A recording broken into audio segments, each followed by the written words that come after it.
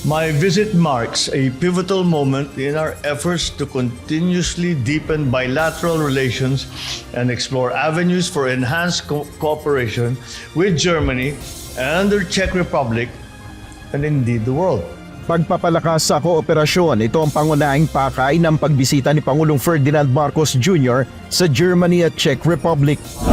Sa kanyang pre-departure speech, inaasahan ni Pangulong Marcos na malaki ang maitutulong ng dalawang bansa upang mapalakas ang mga industriya sa Pilipinas.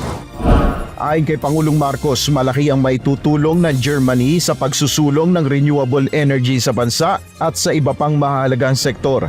We wish to tap Germany's expertise in renewable energy to assist us in our energy transition efforts, as well as on manufacturing, healthcare, agriculture, aerospace, innovation, and startups, IT, BPM, minerals processing.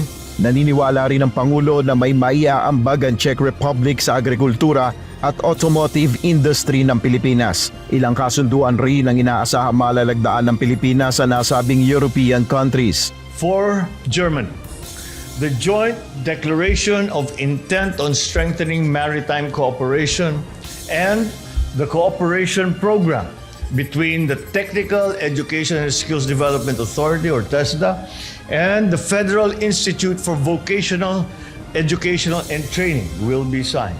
Isang labor agreement rin ang lalagdaan ng Pilipinas at Prague na layong pangalagaan ng kapakanan ng mga manggagawang Pilipino. Makakaharap rin ng Pangulo ang Filipino community sa Berlin at Prague bukod sa pakikipagpulong sa mga foreign investor. Sa pag-alis ng Pangulo kanina mula sa Villamor Air Base, dumating ang mga miyembro ng gabinete kabilang na si Vice President Sara Duterte na magsisilbing caretaker ng bansa.